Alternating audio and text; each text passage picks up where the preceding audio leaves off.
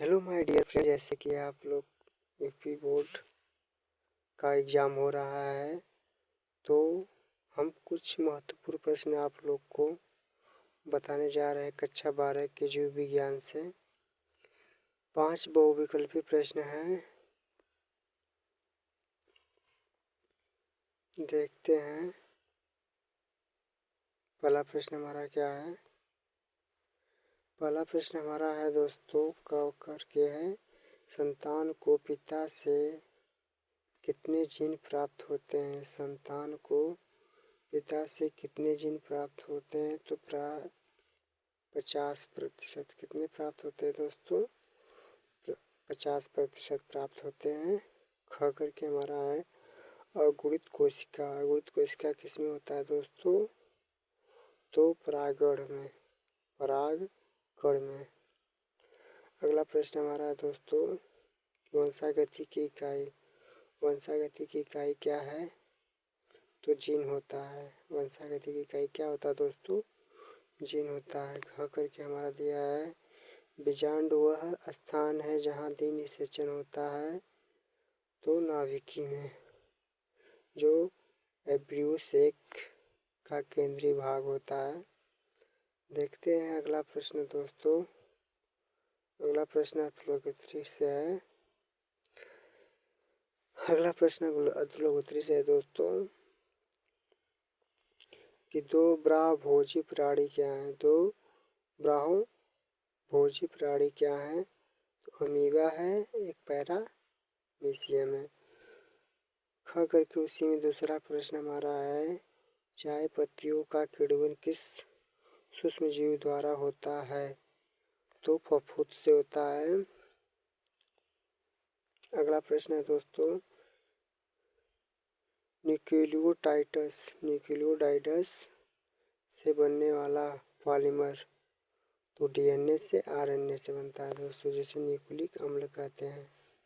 अगला प्रश्न हमारा है दोस्तों आरएनए के प्रकार कितने प्रकार के होते हैं?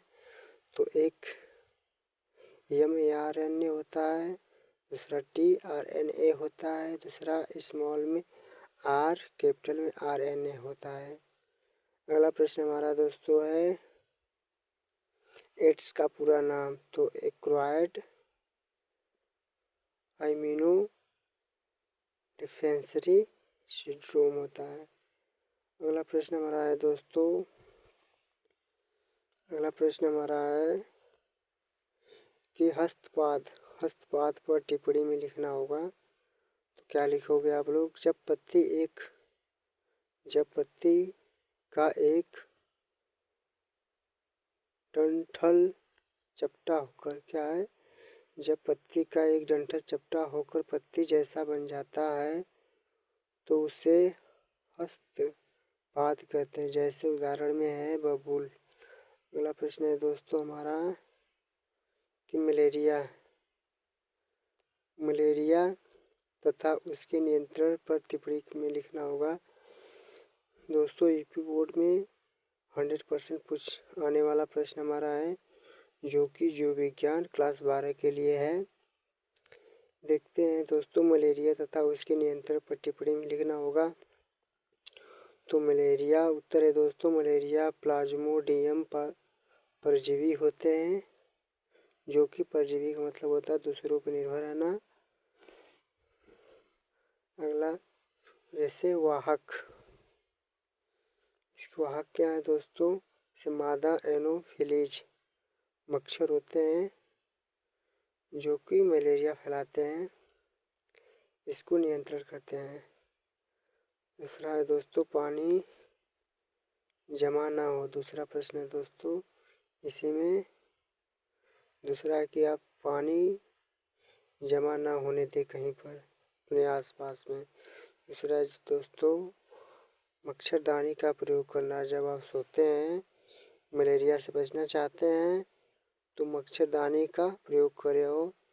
अगला है दोस्तों कीटनाशक छिड़काव करना। अपने आसपास के खरपतवार के सभी जगहों पे आसपास के छिड़काव करना है, कीटनाशक छिड़काव करना दोस्तों।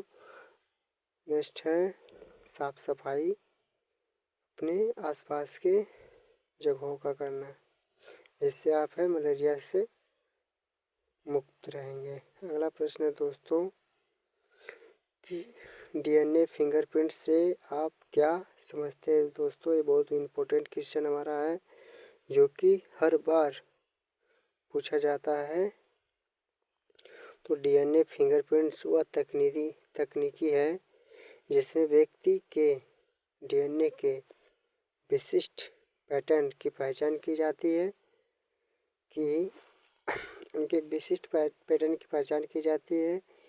यह प्रत्येक व्यक्ति में अलग होता है। यह प्रत्येक व्यक्ति में अलग होता है। इसका उपयोग कहाँ पर किया जाता है?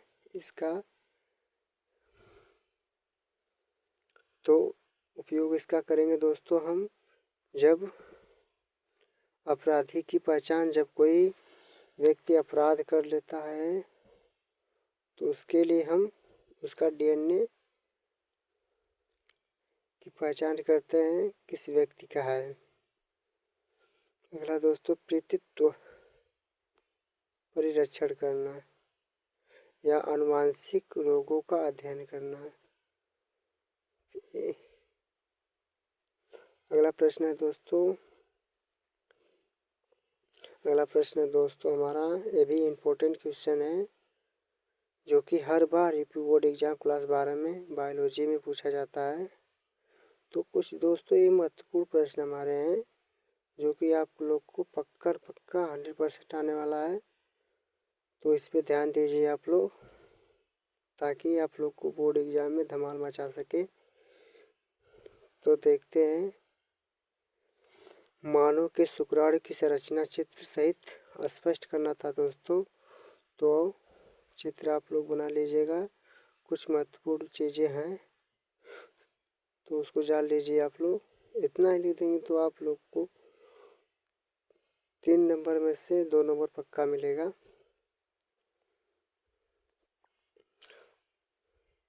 तो देखते हैं, शुक्राणु नर जनन कोशिका होता है। ये मानव में पाया जाता है शुक्राणु है। इसके दोस्तों 4 भाग होते हैं। इसके शीर्ष होते हैं, गर्दन होते हैं, मध्य भाग होते हैं और दोस्तों शुक्राणु के पूंछ भी होते हैं जो गति के लिए करता, जो अंदर जाने में सक्षम होता है, गति करता है अंदर जाने के लिए। जब एक होता है दोस्तों सरल आरेख। इस शुक्राणु के 4 भाग होते हैं। शुक्राणु दोस्तों उसके सिर भी होते हैं जिसे हम उसे हमें सूक्ष्मदर्शी द्वारा देख सकते उसे हैं शुक्राणु को दोस्तों। ये है दोस्तों नर जनन कोशिका होता है। मादा में दोस्तों अंडाशय पाया जाता है। अगला प्रश्न है दोस्तों, सजीविता का वर्णन कीजिए दोस्तों। अगला प्रश्न हमारा है, सजीविता क्या होता है, इसका वर्णन करना है। तो देखते हैं सजीविता क्या होता है। जब 2 भिन्न जीव एक दूसरे के साथ रहकर परस्पर लाभ प्राप्त करते हैं। क्या है? जब एक दूसरे परस्पर लाभ प्राप्त करते हैं उसे क्या कहते हैं?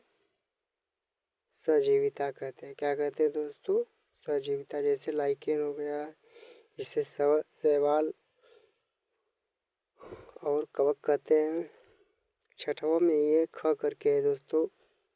ख करके हमारा है जलोढ़ भित्त और मरोड़ भित्त पादपों में क्या अंतर होता है, उदाहरण सहित लिखिए। तो उत्तर है दोस्तों आधार होता है जलोढ़ भित्त में और मरोड़ भित्त में क्या होता है, आवास होता है। ये 2 अंतर लिख देंगे दोस्तों, आप लोग को 100% 3 नंबर में से 2 नंबर पक्का आएगा दोस्तों। बस इतना ही लिख कर चले बस।